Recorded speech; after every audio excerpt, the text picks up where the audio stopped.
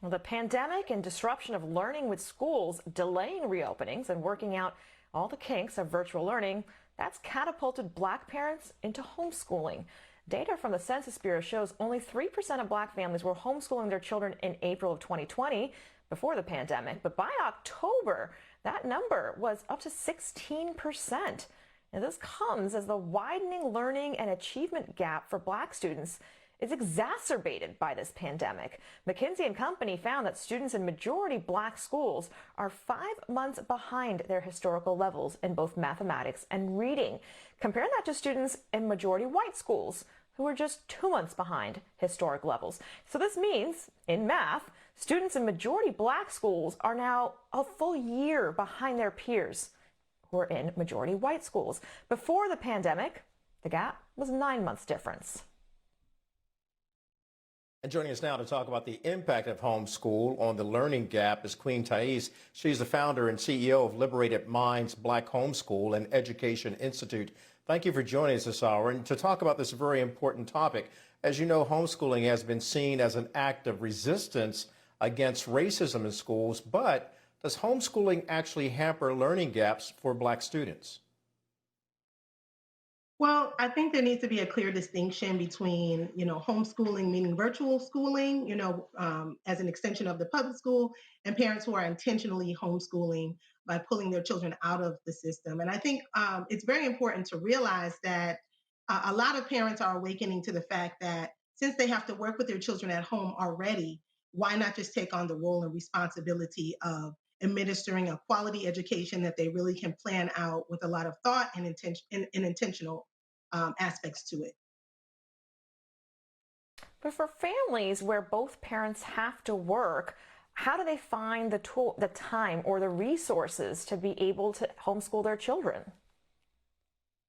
Well, absolutely. There's many different ways at this point in time. There's so many different homeschool groups and co-ops and collectives and ways that we are able to share our different services with other families. Maybe one family Mm. may homeschool a couple of days a week and take on one family's children and another on a different day. So I think it's important to think about working together. And that's really the village that we talk about when we talk about educating our children and making sure their well-being is okay. So I think it's the expansion of thought in mind around the possibilities of how this can be done. And there's also a lot of private homeschool groups, there's pods, there's many different ways to get it done. It just takes a lot of creativity and resources to pull that together, which is what we do at Liberated Minds. And Queen, like you stated, it takes a village to actually raise a child and the community coming together. All of those are very important factors in homeschooling. You're speaking at a Black homeschooling community seminar this month. How can parents participate and ask their questions to form their own homeschooling, especially given the fact of what we're experiencing with COVID? Well, they can participate by going to, it's on Eventbrite. It is a Homeschooling in Color Conference. This is my third or fourth year participating with that conference. And I think it's really powerful because parents can come forward and they can ask their questions. They can find community. I think what's very important so parents are not frustrated and they can find the resources and the support that they take part in these types of events, that they look for different homeschooling communities in their area. We also have a virtual online homeschool community called Homeschool University, and we're able to service a multitude of families. We have over 300 students that we service for a very low cost, where it includes the whole family. And I think it's very important when we talk about inclusive of not just the children, but the parents are able to take classes, the grandparents are able to take classes. So we're actually giving our children the reconnection of family around education because this is a very tumultuous time right now that we're going through. But at the same time, I think it's needed that we look at the positives in it.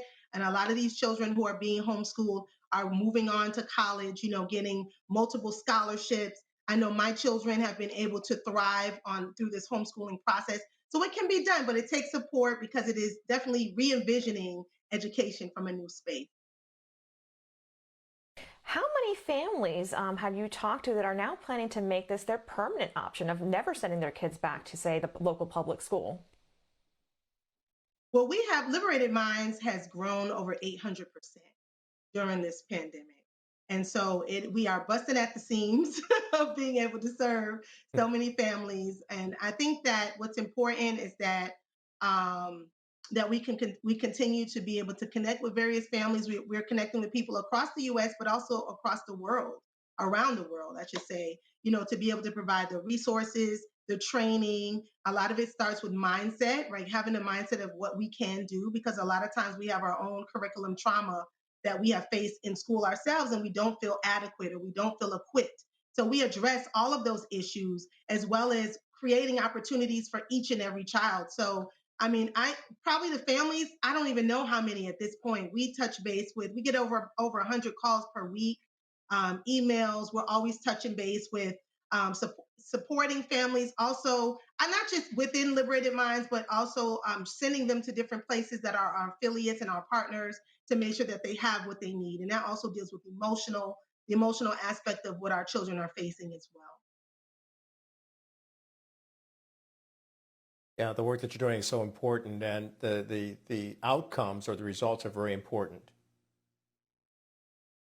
Absolutely, absolutely. I think that's what we're all striving for. We want our children to be, in alignment with their greatness and be able to really dig deep into education and the importance of it. Queen is the founder and CEO of Liberated Minds, Black Homeschool and Education Institute. Thank you for joining us tonight. Indeed, and still ahead, Haiti dealing with another crisis. Its prime minister is safe tonight after an assassination attempt. More on that story next. You're watching The World Tonight here on BNC.